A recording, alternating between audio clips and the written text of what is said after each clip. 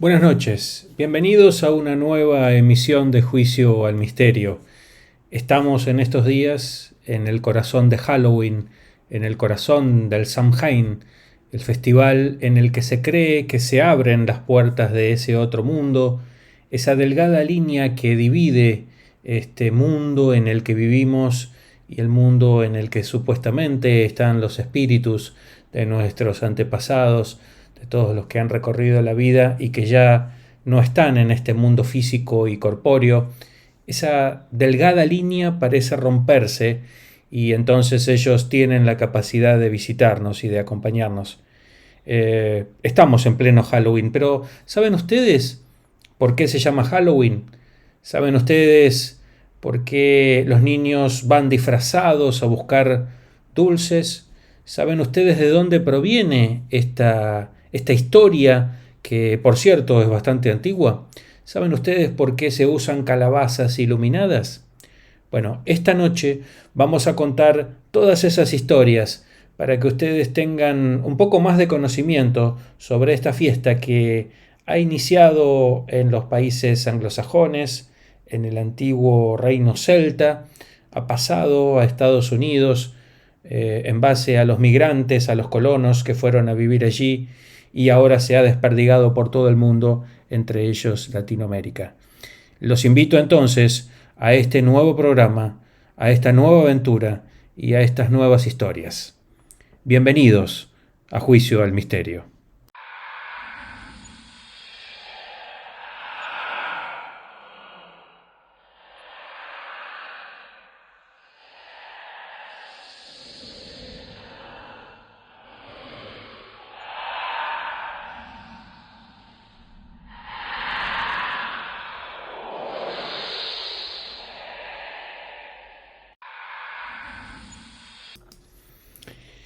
Nuevamente bienvenidos a Juicio al Misterio. Hacía un tiempo que no nos encontrábamos.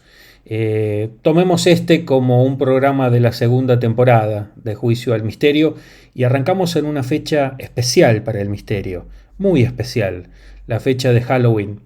Hace muchos años, por estas latitudes, por Latinoamérica, no era una fiesta tan considerada, aunque sí era muy especial lo que sucedía el Día de los Muertos, de los Santos Difuntos y el Día de los Santos, que vienen los días posteriores.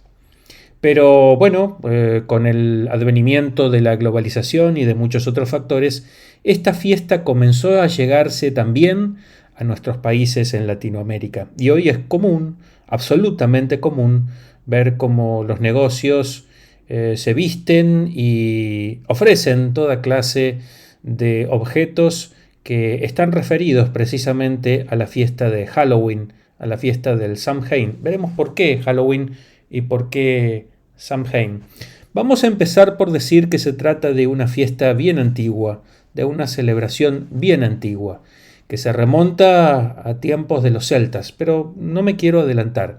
¿Saben ustedes por qué se llama Halloween la fiesta y por qué no se llama víspera de el Día de los Santos Difuntos? Bueno, porque precisamente Halloween o All Hallow Eve, como realmente se escribía en el inglés antiguo y después se fue deformando hasta formar una sola palabra hoy en día que es Halloween, pero el All Hallow Eve tenía que ver precisamente con esta situación de la víspera al Día de Todos los Santos. Eso significa básicamente en español la traducción del All Hallow Eve, el tiempo, la víspera previa al Día de Todos los Santos, es decir, la conmemoración de una víspera, como se hace con la víspera de la Navidad, con la víspera del Año Nuevo, pero en este caso enraizado con una festividad que tenía que ver con el cristianismo primitivo.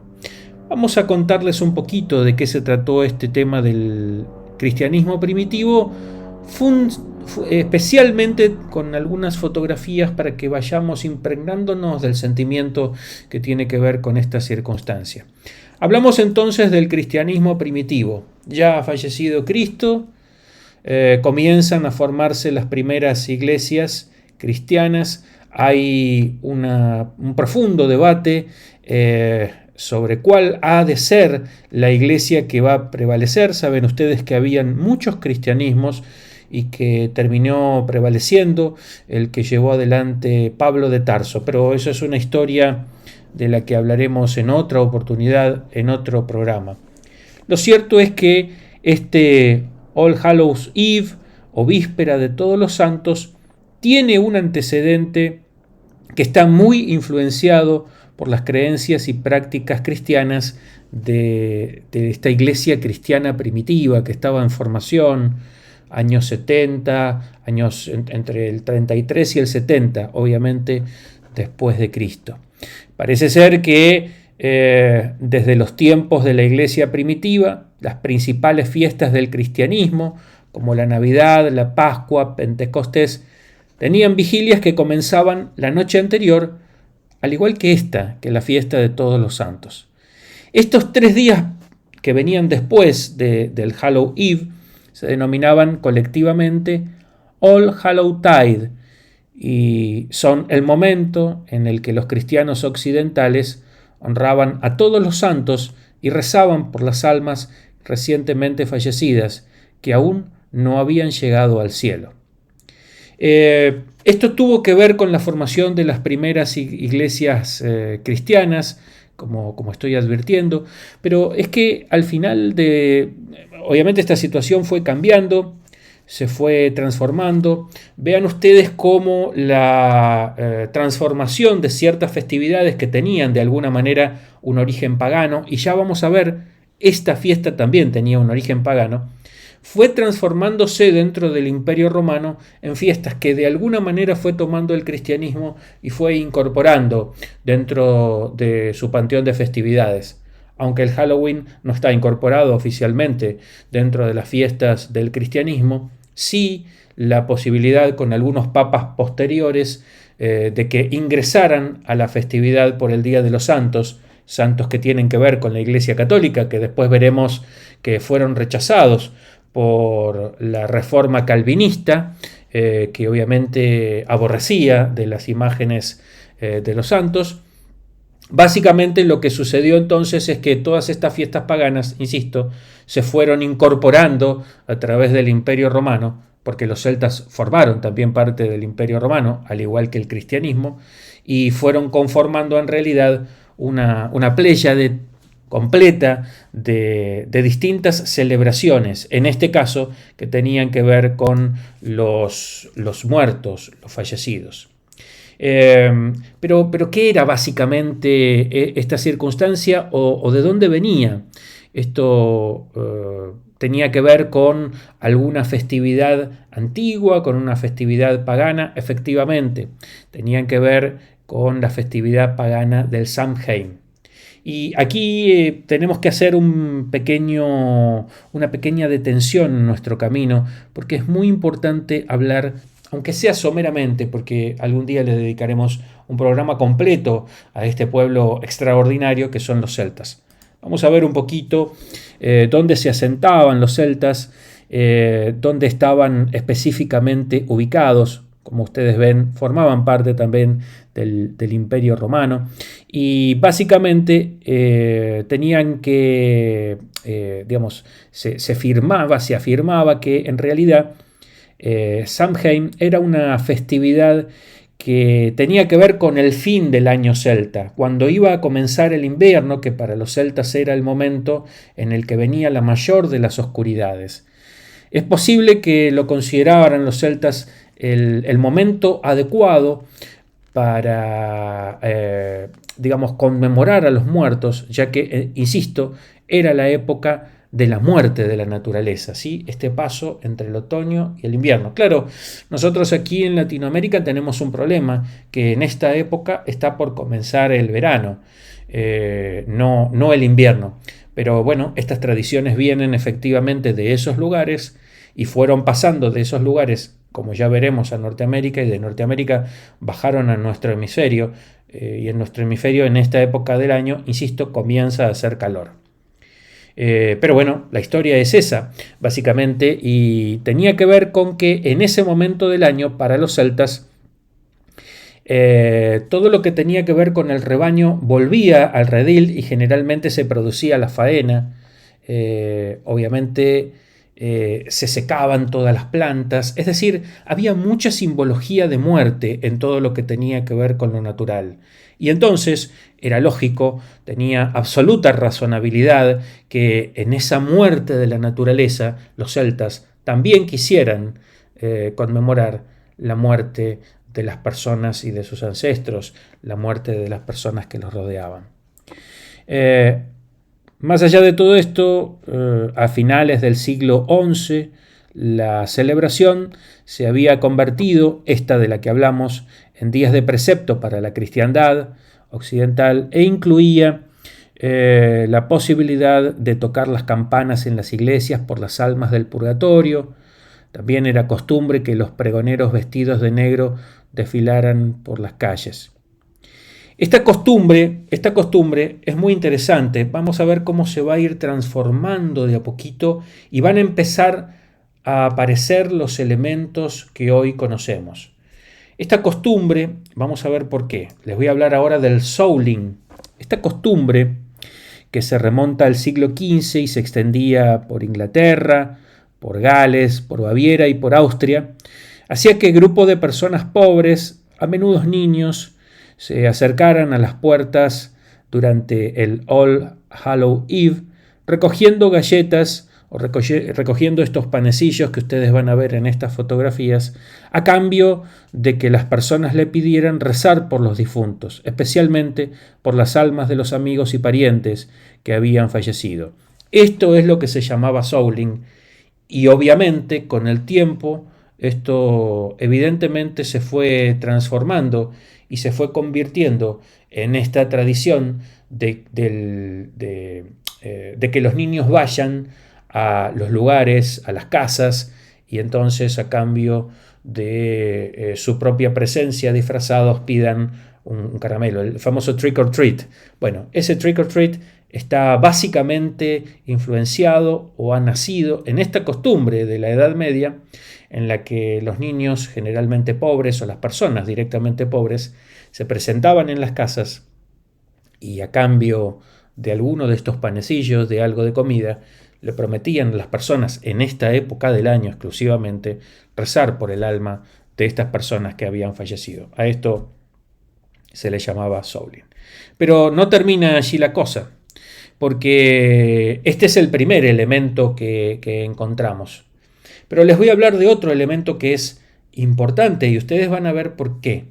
Resulta ser que otra de las costumbres que se afincaban en esa época estaba afincada en una vieja creencia de que cuando estas puertas del otro mundo o esta fina y delgada capa que dividía este mundo del otro se rompía, y eso sucedía en este momento del año, cuando comenzaba el invierno en el mundo celta, venían los fantasmas a vengarse de aquellos que le habían prodigado algún tipo de dolor en este mundo. Venían a vengarse de las personas que le habían provocado sufrimiento, muchas veces los que habían cometido el asesinato contra estas personas.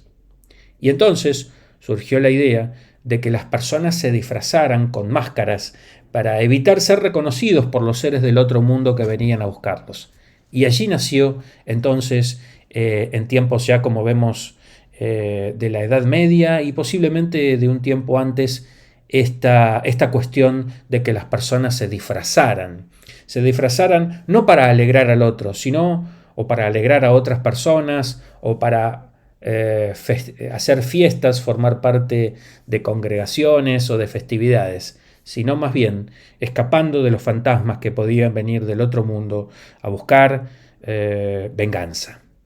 Allí nace entonces el segundo elemento fundamental que tiene que ver con el Halloween que todos conocen, que es el de disfrazarse. Por supuesto que con el tiempo, al igual que la traducción de Halloween, esta circunstancia ha tenido efectivamente un cambio brutal, un cambio para bien, por cierto, porque hoy en día el disfraz se toma como algo de festividad. la fiesta completa. Ya no habla tanto de muerte, aunque está impregnada de películas de terror y de situaciones que más bien tienen que ver con la oscuridad, pero desde cierto ámbito, yo diría, divertido.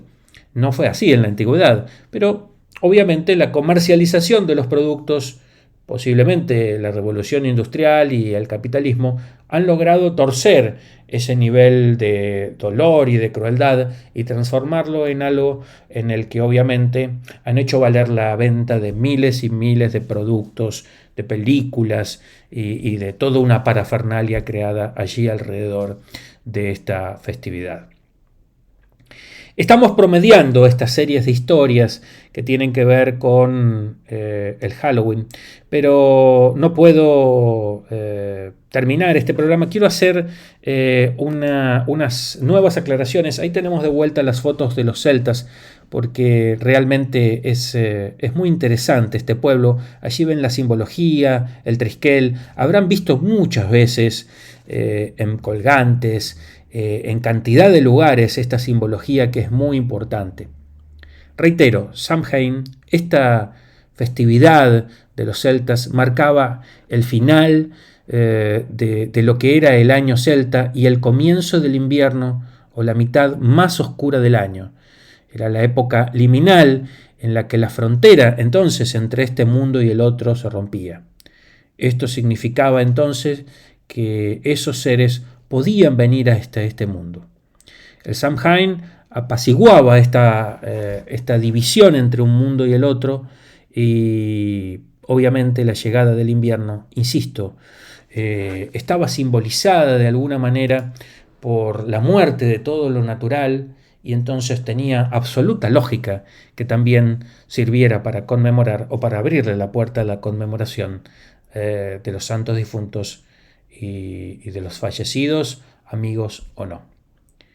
Nos queda un elemento muy interesante del que quiero hablarles, que es súper, y lo tenemos aquí a mis espaldas, ustedes lo están viendo, súper identificativo de esta festividad del Halloween, del Samhain, del festival de la llegada del invierno, de la llegada de la oscuridad más profunda, de la llegada del final del año para los celtas. Es ni más ni menos que la leyenda de Jack O'Lantern. Vamos a ver que esta es una festividad más que interesante, y que de alguna manera ustedes van a ver que con la leyenda que se cuenta y que se conoce, se identifica por qué el tema de esa calabaza que está llena de luces. Cuenta la leyenda que Jack era un celta que volvía, un británico, que volvía a su casa luego de haber estado en una taberna.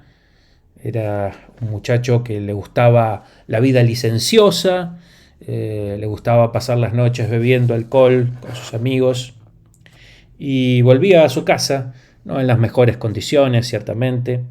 Y en el medio del camino se encuentra con el diablo, con el príncipe del infierno.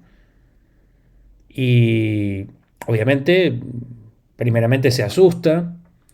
El diablo le dice que ha venido a buscar su alma, y entonces, a través de unos engaños, se acerca a un árbol, pone una señal de la cruz y, insistiendo con esos engaños, hace que el demonio se suba a ese árbol, y obviamente queda atrapado en ese árbol por la señal de la cruz que había hecho Jack, previniéndose de que el diablo quisiera quedarse con su alma.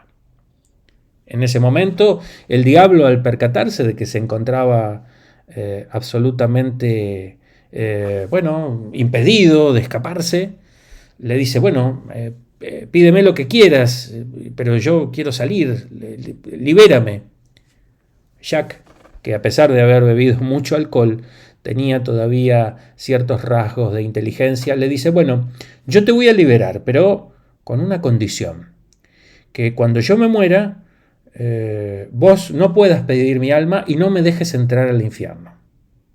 Bueno, así lo hizo el demonio, que esta vez juró, perjuró que iba a cumplir con su palabra. Entonces Jack lo liberó y el demonio volvió al infierno, volvió a su casa.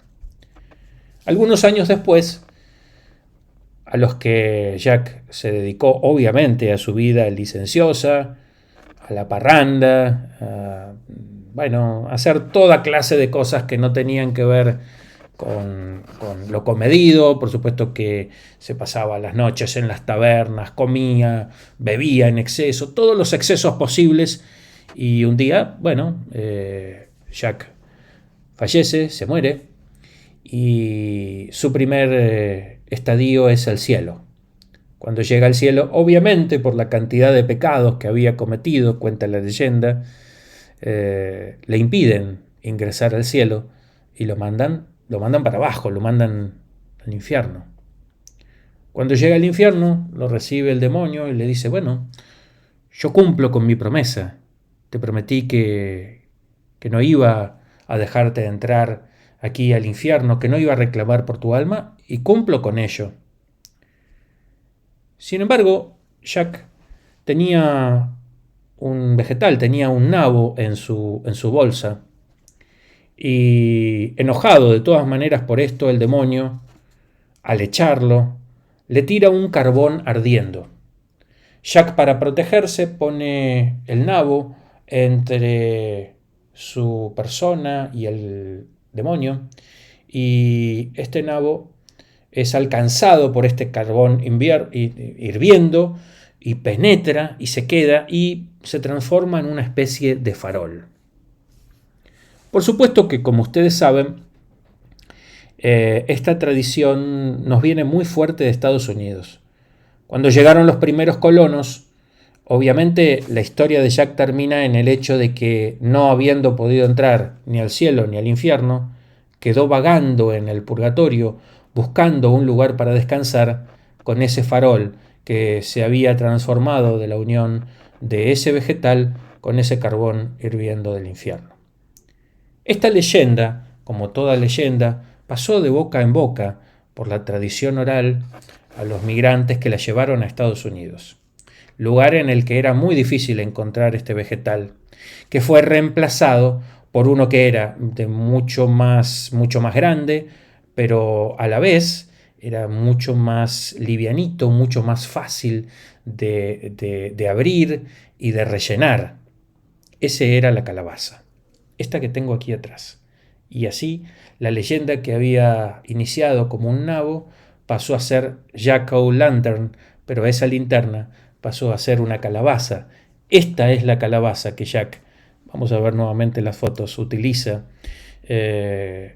vagando, porque no puede entrar ni al cielo ni al infierno, vagando de un lado para el otro a los efectos de poder encontrar su descanso, siendo que no puede evidentemente descansar en el cielo por sus pecados, pero tampoco en el infierno, porque así se lo prometió el demonio.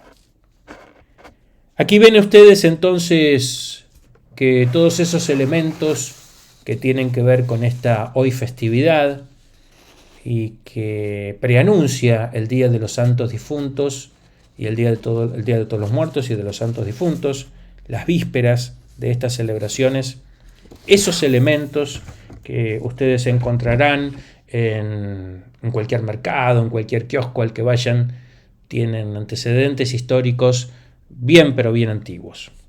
Déjenme contarles, para finalizar esta historia, para finalizar este viaje muy pequeñito hacia el mundo celta, del que en alguna oportunidad hablaremos en profundidad, porque tiene una mitología extraordinaria.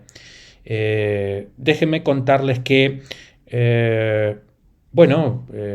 Halloween está íntimamente relacionado con el cristianismo, pero ¿qué pasa con el judaísmo, el islam y el hinduismo?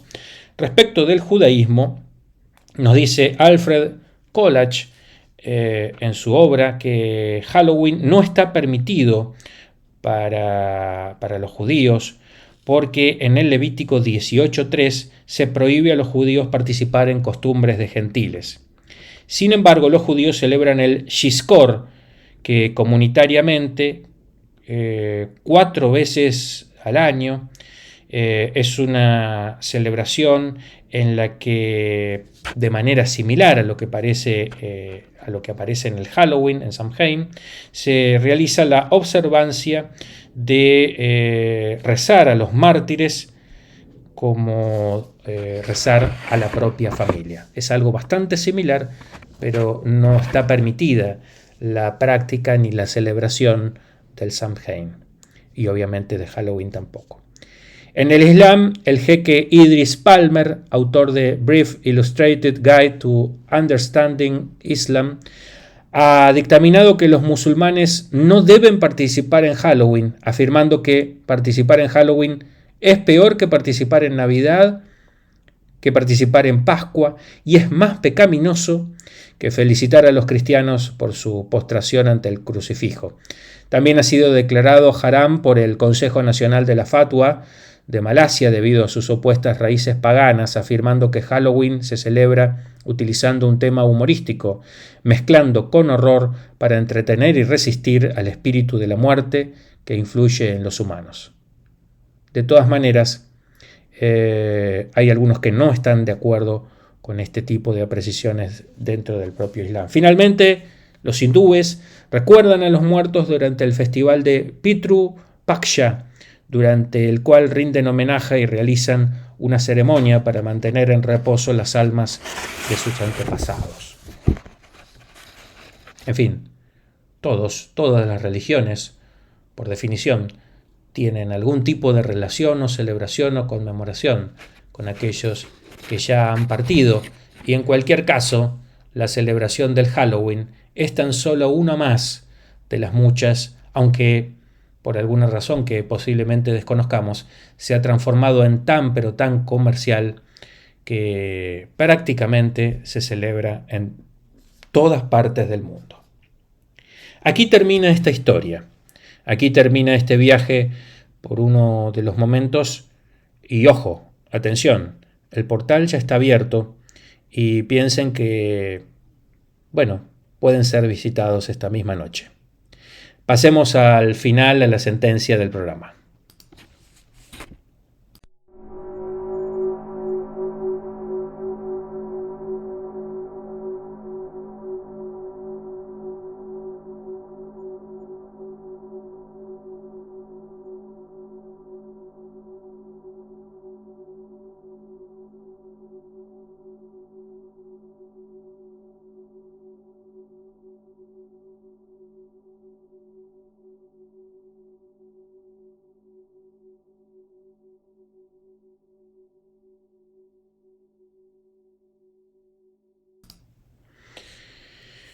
Bien, ya hemos hablado en este programa de experiencias cercanas a la muerte, volveremos a hacerlo, y volveremos a hacerlo muy especialmente porque hace muy poco tengo en mis manos un estudio de la Universidad de Michigan de hace pocos años, en los que se obtienen conclusiones realmente impresionantes sobre lo que sucede cuando la persona fallece. Solo por adelantarles, aunque haremos un programa especial al respecto, resulta ser que luego de que la persona está fallecida, clínica y médicamente fallecida, hay 20 segundos en el que el cerebro tiene una enorme explosión de conciencia, que, entre otras cuestiones, estaría explicando el porqué de estas manifestaciones, el porqué de estas circunstancias e historias que se cuentan de el túnel, la luz al fondo, la presencia de familiares, etc.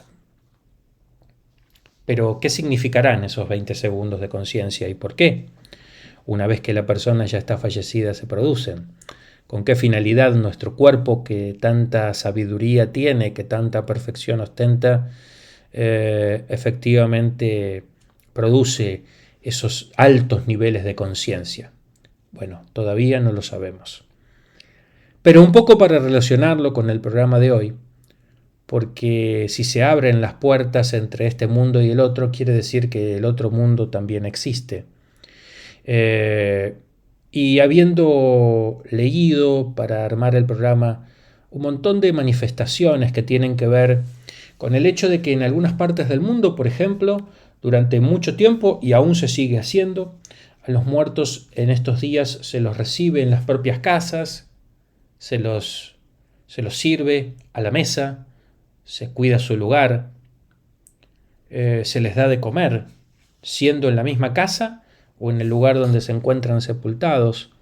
Y todas estas manifestaciones, cualquiera sea el rincón del mundo en el que nos encontremos, nos hablan de la creencia del ser humano. Insisto, da igual la creencia, pero da igual el dogma al que se sostenga, da igual la fe que se defienda, la creencia en que la vida no termina cuando se acaba nuestro pasaje físico, sino que hay otra vida, que hay otra existencia en otro lado, en otra dimensión, en otro mundo, en el que ya no vestimos este traje físico, pero que eso no implica tener menos capacidades y disfrutar menos. Así parece ser. Pero, ¿de qué manera terminar esta historia, este programa? ¿Cómo sentenciar? ¿Qué es el Halloween? Es la víspera de Todos los Santos. Es una conmemoración, es un respeto. En la antigüedad se creía mucho, se ha ido perdiendo con el tiempo, que aquellas personas que tenían más edad eran las más respetables, pero que los antepasados que habían fallecido casi tenían una corona de divinidad, porque ya estaban del otro lado y porque de alguna manera eran quienes podían ayudarnos desde ese otro lado para lograr mejores cosas en el presente. Hay algunos historiadores que sostienen, más allá de toda duda, por lo menos en su concepción, que las primeras manifestaciones de deidad están muy relacionadas con las cosas que vivían los seres vivos en ese momento. A saber, cuando tenían que tener una cosecha y tenían que sembrar y cuidar su sembradío, y venía una tormenta y les rompía todo. Para la próxima le rezaban al dios de la tormenta para que no volviera a producir una tormenta que le destruyera todo el sembradío. Estos historiadores están seguros al advertir que fueron estas las primeras divinidades en las que el ser humano creyó.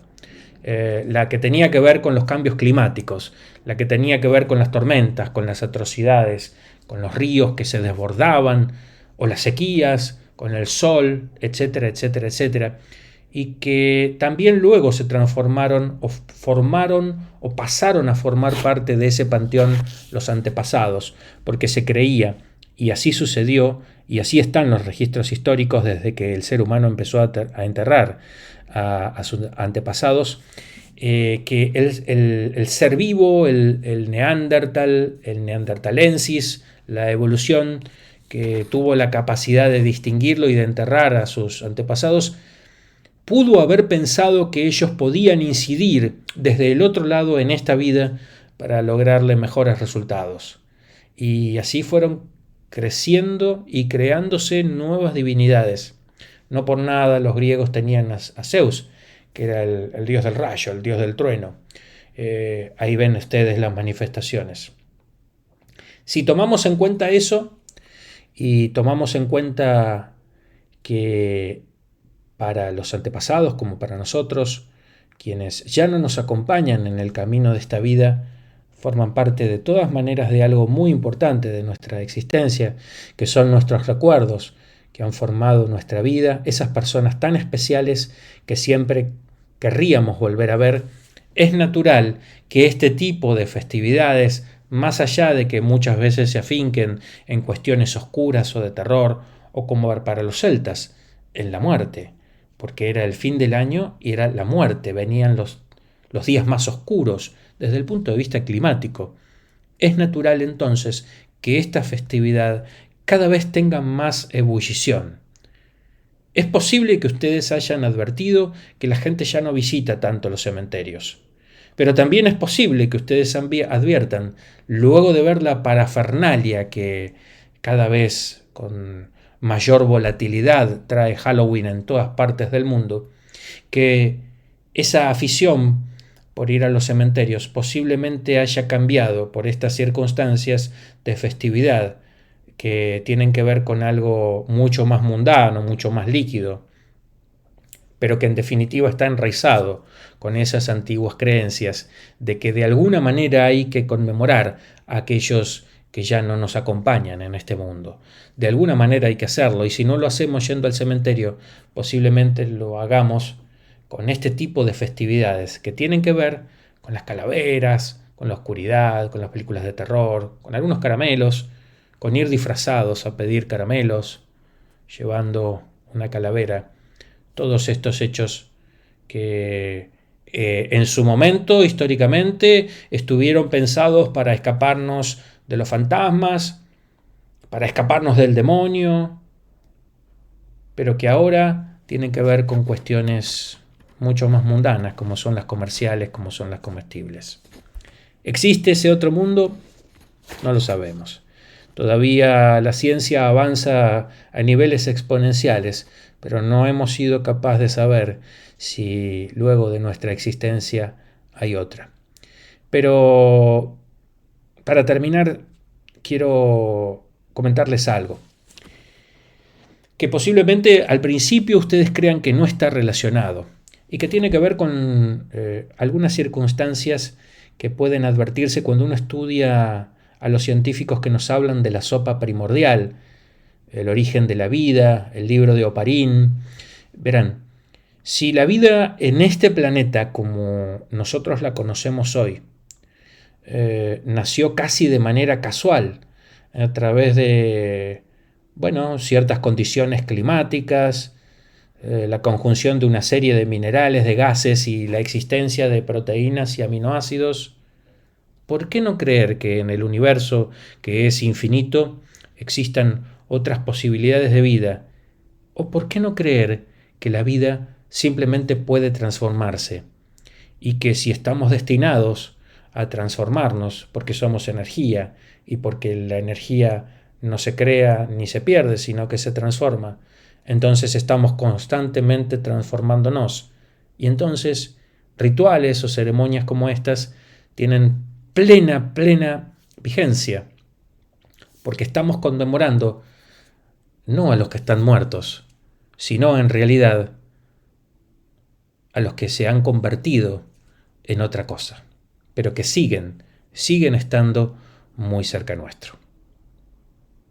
Hasta aquí llegamos en esta noche de Halloween, en esta noche de, ya no de víspera, sino del Día de Todos los Santos, de todos los difuntos. Disfrútenlo ustedes con vuestros seres queridos y con todos aquellos que están aquí y con los que ya no están físicamente, pero seguro que están modificados de otra manera, desde otro lugar, pero que siguen allí. Les agradezco por haberme acompañado en una nueva aventura. Estaremos muy pronto con muchas otras aventuras, con muchos otros programas, y simplemente me resta saludarlos desde Buenos Aires para Argentina y desde Argentina para todo el mundo. Hasta cualquier momento.